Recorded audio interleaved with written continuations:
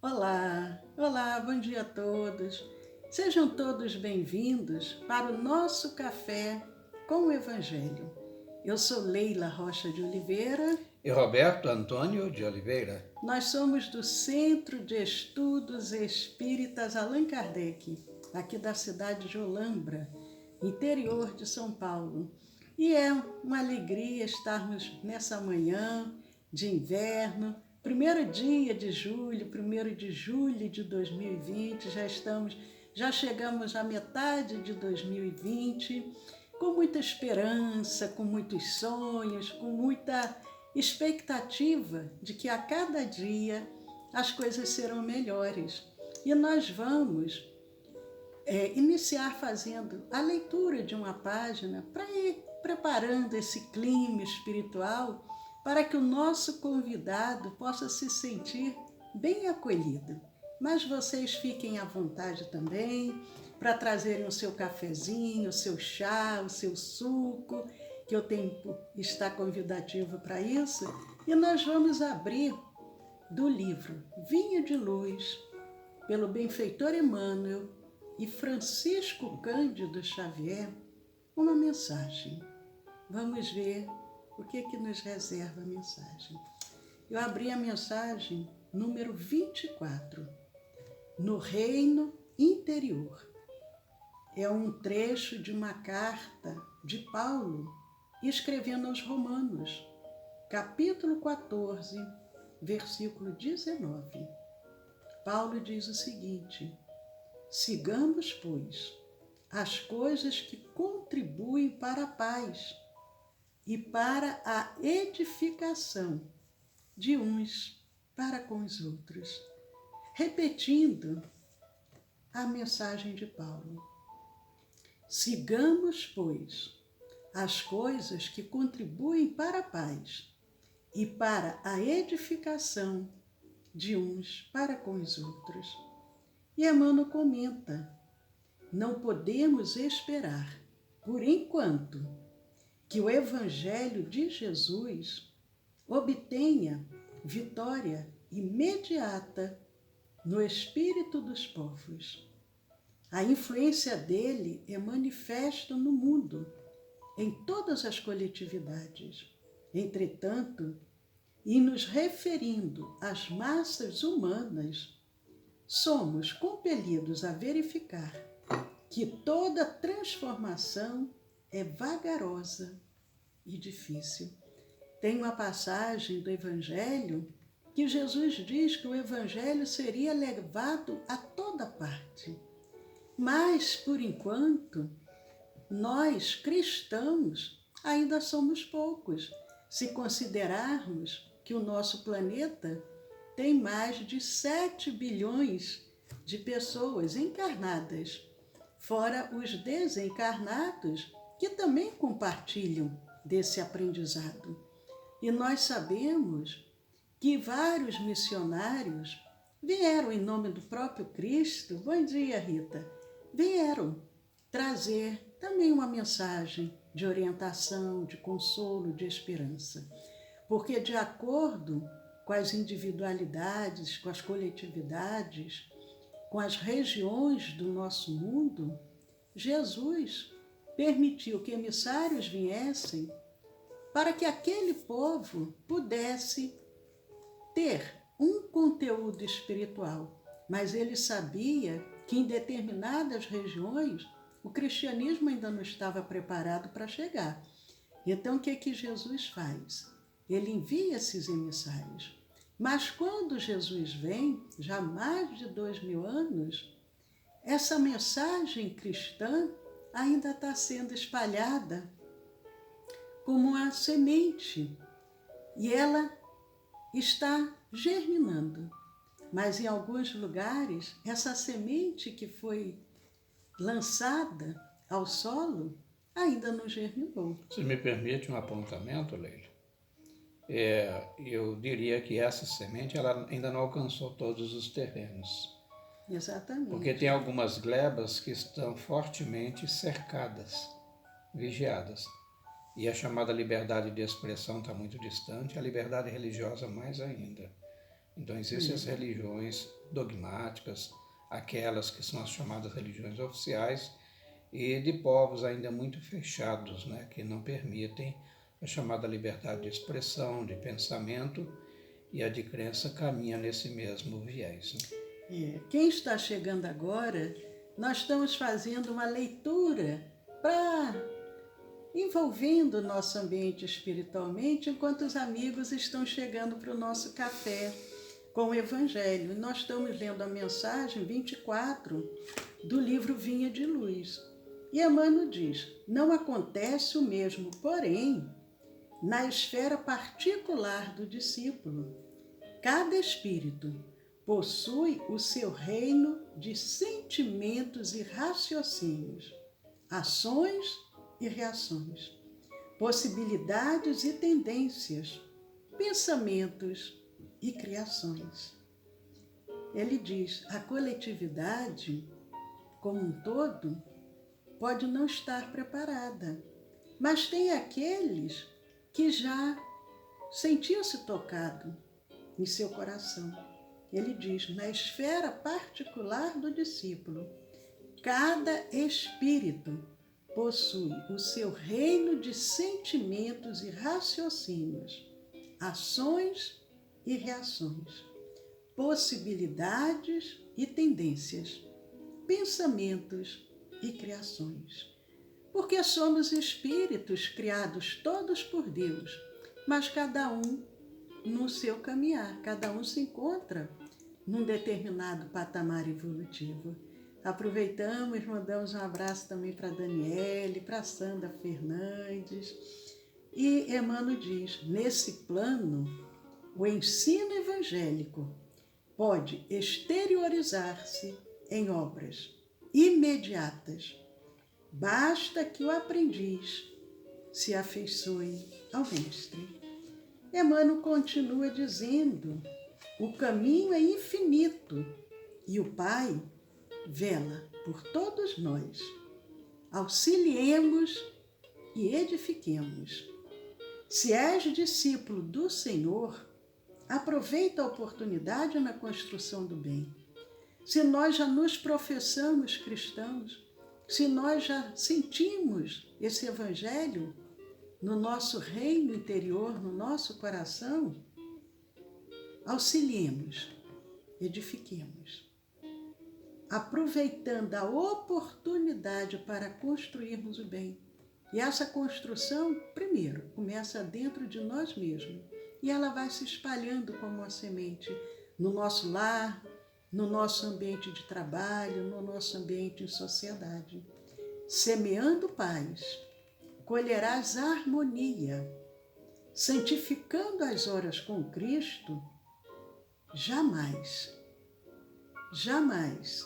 conhecerás o desamparo.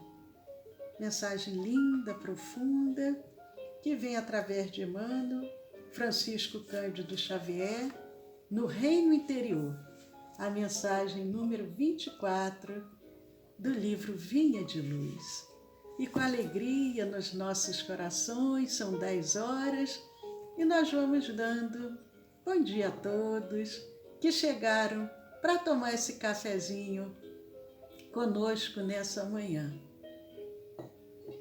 Então, bom dia mais uma vez, e aqui nós estamos refletindo sobre um personagem muito envolvente e que impactou, eu não diria somente no Brasil, mas toda a mídia e os meios acadêmicos, médicos e de pesquisas no exterior também, incluindo a Norte América e a Europa.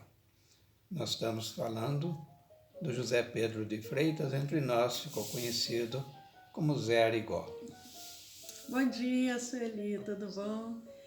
O nosso querido José Arigó, como nós falamos, ele é pouco conhecido dentro do próprio meio espírita, porque como ele era um homem muito simples, estudou somente a terceira série primária, ele não tinha conteúdo intelectual e nem tinha tempo para estudar as obras básicas, as obras espíritas E com isso, muitos espíritas diziam que ele não era espírita. Mas ele dizia: como que eu posso estudar se centenas de pessoas acorrem diariamente a Congonhas em busca de uma cura? Era muito sofrimento, muitas dores, muitas aflições. E, bom dia, Maria Dolores. E ele, José Arigó, ele realizava curas assim, com toda aquela equipe espiritual que nós falamos, com o doutor Adolfo Fritz e uma equipe de vários médicos espirituais. Ele realizou muitas curas, mas eram assim, curas impactantes, porque como nós falamos ontem, como eram centenas de pessoas, ele levava cerca de um minuto atendendo a cada um. Porque senão ele não daria conta, porque ele tinha a família dele e ele tinha o trabalho dele profissional. E ele ficava até altas horas. E aqueles que tinham doenças contagiosas, ele atendia à parte, fora da cidade. Então ainda tinha que se deslocar para aquele sítio afastado da cidade para poder atender aqueles irmãos sofredores, aqueles rancenianos, conhecidos naquela época como leprosos, e ali ele curava aqueles irmãos. Era uma coisa maravilhosa. Mas eu sei que o Roberto gostaria de comentar alguma das curas, tanta coisa que a gente tem para falar de José Arigó. Em verdade, é o livro que nós estamos analisando, nós estamos folheando, e compartilhamos com vocês as cirurgias espirituais de Zé Arigó, ou simplesmente Arigó. Antes dele falar, só mandando aqui também um abraço para a Lusque, para a Mara Fernandes. Bom dia, Lusque, que Jesus abençoe a todos nós. Tudo bem, nós conhecemos a fenomenologia mediúnica de médiuns, inclusive do exterior, que marcaram a época. Nós falamos também da época de Kardec, então retrocedemos da época de Kardec. Mas no que diz respeito ao Zé Arigó e o espírito que era vinculado a ele, que era o Dr. Fritz, isso lá na época em que nós estamos referindo, na década de 60. Lembrando que Zé Arigó reencarnou entre nós em 1921, né? E aí, então ele já contava seus 30 janeiros, praticamente, né? 39. Muito bem. Então, o Dr. Fritz, lógico, através do médium, que lhe servia de instrumento, ele anunciou que o homem iria à Lua. Olha só, hein? Isso chama-se precognição. É antecipação de eventos futuros. Em que ano? Foi na década de 60, mas o homem iria à Lua realmente em 1969. Já no final da década. Né? Isso. Então, a imprensa fez as mais severas críticas. Olha só, os críticos estão sempre de plantão. Então, aqueles que quiserem dar atenção à crítica, e hoje então, Deus do céu, né? A mídia cavalga rápido, né? Nas linhas na rede da internet, nas redes virtuais. Então, é ele, o Arigó, porque geralmente quem sofre os estigmas não é o espírito é invisível para a maioria, porém o médium todo mundo vê. Então ele, Arigó, foi rotulado de louco também. Gente, quando a gente fala grande mídia, é o equivalente hoje ao chamado horário nobre, né? Então 20 horas, aquele noticiário de cobertura nacional, então estava lá, estampado. O louco, entre tantas loucuras, mais uma, diz que o homem iria à Lua, como se fosse possível. E isso aconteceu realmente, como sabemos, e neste mês de julho completará mais um aniversário, porque foi em julho de 1969. Eu acho que dia 20 de julho o homem pousa na Lua. Uhum. Agora, Leila, tem muitas cirurgias, isso aí já temos repetido, mas algumas se destacavam, porque às vezes figuras públicas e que não se esconderam no anonimato. Nós estamos falando, por exemplo, do Camilo Nogueira da Gama, senador da República, e que ele procura o Dr. Fritz, ao Arigó. E aí, quando ele vai se consultar, o Dr. Fritz lhe diz: o senhor é uma pessoa boa, um político honesto, observem esta colocação, que não é quem está desse plano, é do outro, tá? Que vem a todos e a todos. O senhor é uma pessoa boa, um político honesto e portador de muitos bônus espirituais, que já nos passa uma mensagem muito bonita. Infelizmente o tempo é curto para a gente analisar em toda a sua inteireza. Mas tinha méritos, né? É importante se dizer méritos. E por tudo isso, os companheiros espirituais, observe, os companheiros espirituais temos falado, era uma equipe, era uma falange, né?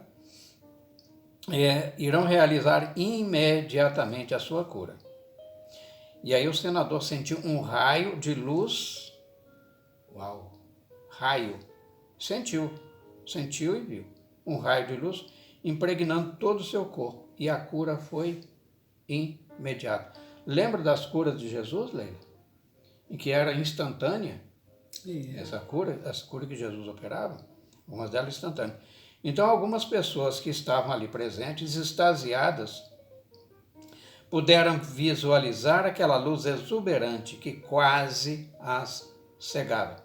Luz. Mais adiante, a autora do livro, a dona Leida, a doutora, né, ela é advogada, Leida Lúcia de Oliveira, depois a Leila vai falar porque que ela se formou em Direito. Mas tudo bem. Então, essa luz foi visualizada por todos, ou seja, foi sentida pelo paciente no momento da intervenção cirúrgica. E era uma luz que fazia asepsia do meio ambiente e dos instrumentos cirúrgicos, e ainda era anestésico. Daí as cirurgias serem indolores. Mas é interessante, até o Roberto falou da Leida. A Leida, como nós contamos, ela desde pequena convivia ali com aquele ambiente, aquele trabalho, e ela queria muito auxiliar. Aos 10 anos começa auxiliando num trabalho magnífico, porque só ela mesma para conseguir entender a letra do Dr. Fritz, mas como ela se torna advogada em função das prisões do José Arigó. Porque ela fala para ele, olha, eu vou estudar direito para poder te defender. Porque ela via que era uma coisa tão injusta, ele trabalhando para o bem, mas isso nós presenciamos em várias situações. Todos aqueles que se destacam em qualquer coisa que seja, sempre vêm os detratores, os invejosos, aqueles que levantam calúnias. Levantavam muitas calúnias contra o Zé Arigó, dizia que ele receitava medicações porque ele tinha combinado com os laboratórios para poder vender aqueles remédios. Então, assim, tudo que pudesse falar para denegrir a imagem dele, eles falavam que ele recebia, e ele ali perante o público, ele dizia, olha, aqui não se cobra nada, não se cobra nada, mas aí pelas costas o pessoal dizia, não, mas isso é mentira, ele ganha assim, então inventavam mil coisas. O próprio Chico Xavier foi a ele, foi ao Zé Arigó tratar da vista, porque o Chico, todos nós acredito que sabe disso, ele tinha um problema gravíssimo nas vistas. A vista do Chico, às vezes, até sangrava. E ele sentia muitas dores.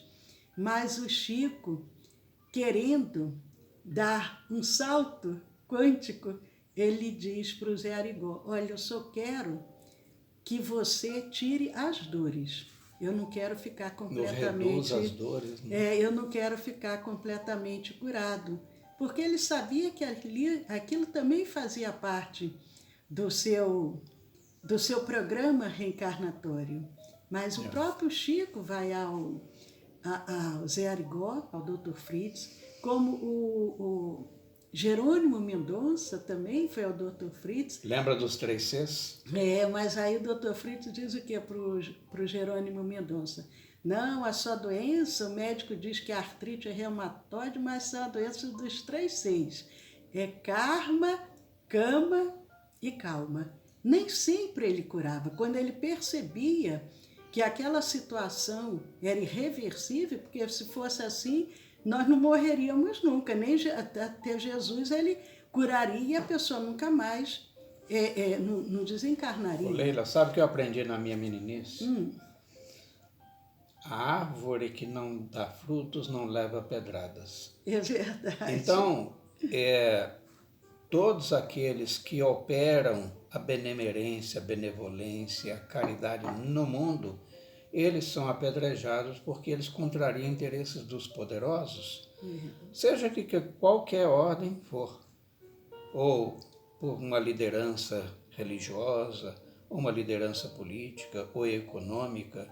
Então, uma vez afetados esses seus interesses menores, eles saem à liça, vão à praça, vão aos tribunais para impedir que o bem se faça. Emmanuel nos ajuda a entender dizendo o seguinte, olha, a chamada dialética entre o bem e o mal, ela é desde sempre, né?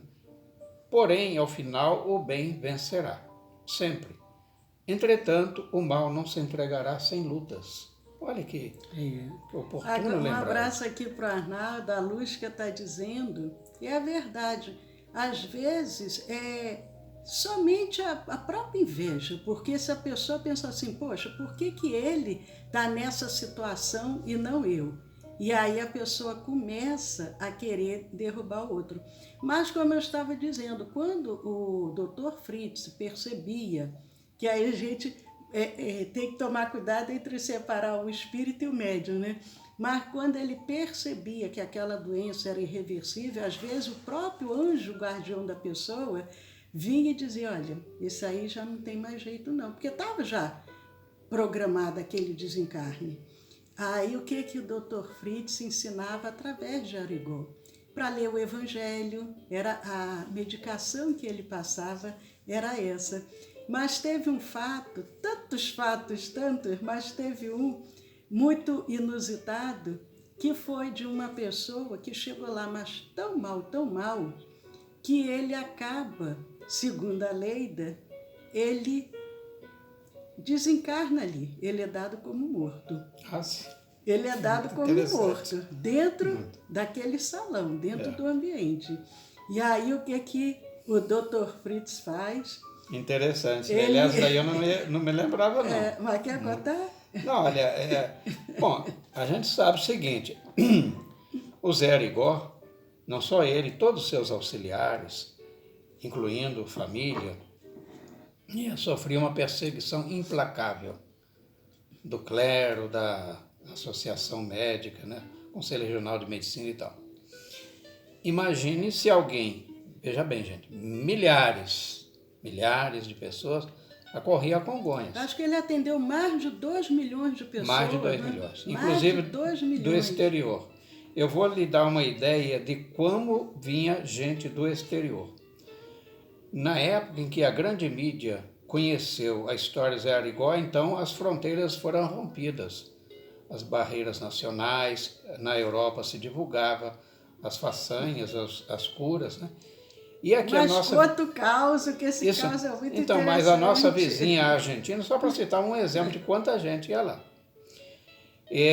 Vinha gente saindo das diversas províncias da Argentina, inclusive da Patagônia, que é a mais remota, né? Bem próximo do extremo sul da América, e vinha em ônibus. Eles criaram linhas de ônibus especiais. Linhas de ônibus especiais partindo de Buenos Aires, capital, para levar esses, vamos assim dizer, caravaneiros a Congonhas. E o governo argentino sensibilizado, porque a miséria, gente, é muito grande, em todas as épocas sempre o foi. Então o que ele faz? Ele requisita um avião de transporte ao exército argentino e faz uma ponte aérea de Buenos Aires para o Brasil. E dali, então, leva esses que não tinham condições de bancar a viagem, porque não era só o preço da passagem. Era o farnel, uma viagem demorada, enfim. E a pessoa enferma também. E sacrificial, né? Exatamente. Então, com risco de desencarnar pelo caminho. Ótimo. Então, vamos voltar ao caso. Então, uma pessoa, entre esses milhares milhões, como a Leila diz, se desencarnasse no centro espírita. Vocês imaginam que ferramenta de propaganda contra este movimento que o Zé Arigó, movimento de cura, de cirurgias, etc., que ia causar um estrago muito grande.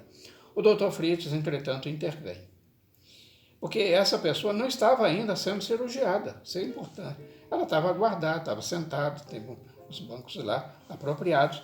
Então, ela tomba ali e depois, sem batimento cardíaco nem nada.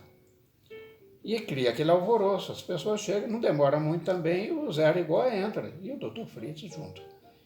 Aí o que o Dr. Fritz faz? Aí dá-lhe, vamos assim dizer, um plus ultra, né? Eu imagino que tenha sido uma vitalização imediata, instantânea, choque né? anímico, Choque anímico, né? Fluido vital nele, e ele levanta a respiração, batimento cardíaco ao normal. Ele fala assim, olha, vá morrer, desencarnar nele, em casa, aqui no centro, não. Porque, veja bem, já tinha esgotado o fluido vital dele. Então era realmente o momento dele. E não demorou muito quando chegou em casa e ele desencarnou realmente. Então, olha, dá-lhe ainda uma... não são cuidados tão somente, mas são recursos de que eles dispõem que nós nem imaginamos, gente.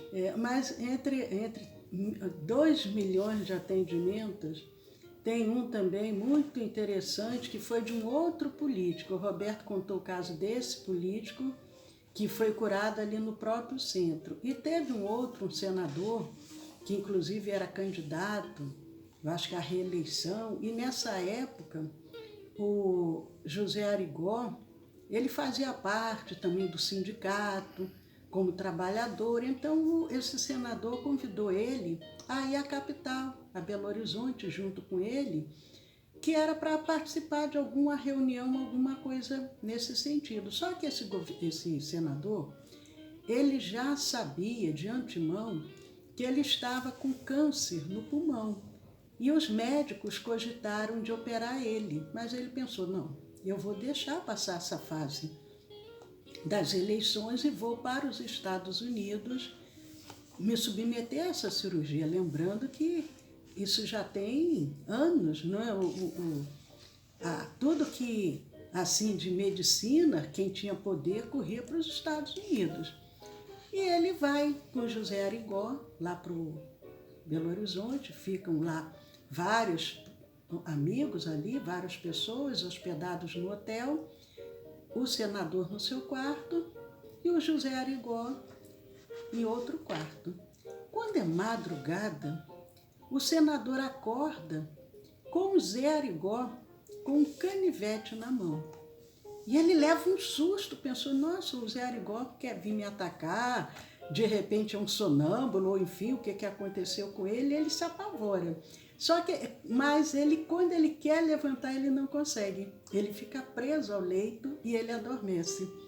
Adormece e no dia seguinte de manhã, quando ele acorda, aí o José Arigó sai também do quarto, né? Vai dormir, está lá o José Arigó dormindo no quarto dele.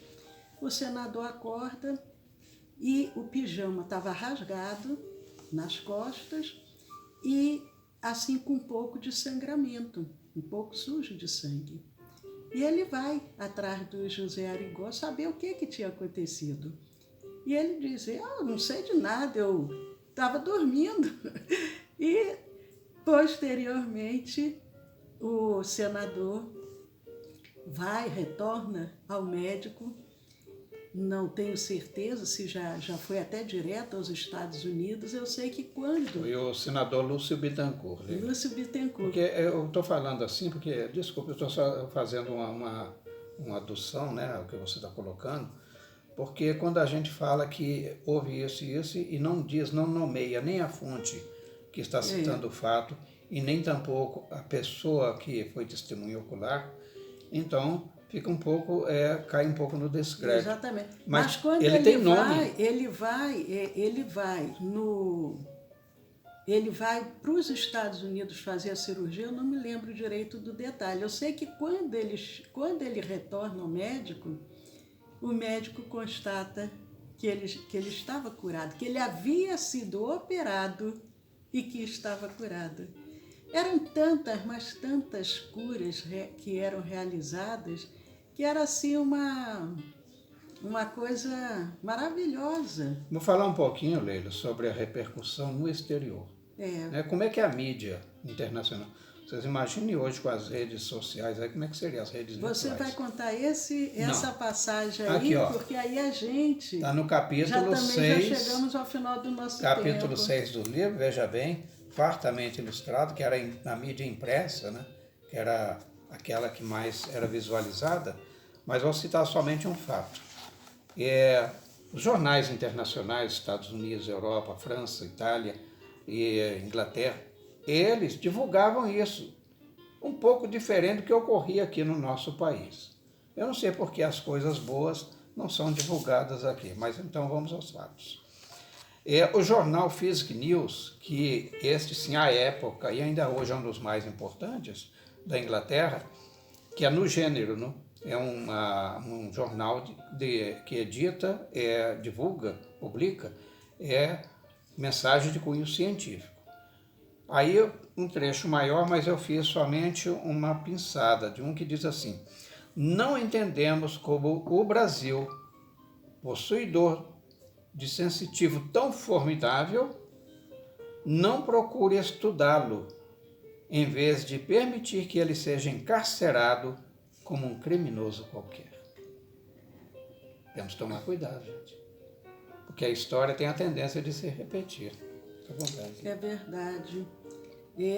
Como nós dissemos, o próprio movimento espírita, que poderia ter aproveitado para aprofundar esses estudos, poucos foram que se deram a esse trabalho, como citamos aqui Herculano Pires, que deixou 2 livros buscando trazer esse lado científico, mas uma grande parte, até hoje, relega José Arigó.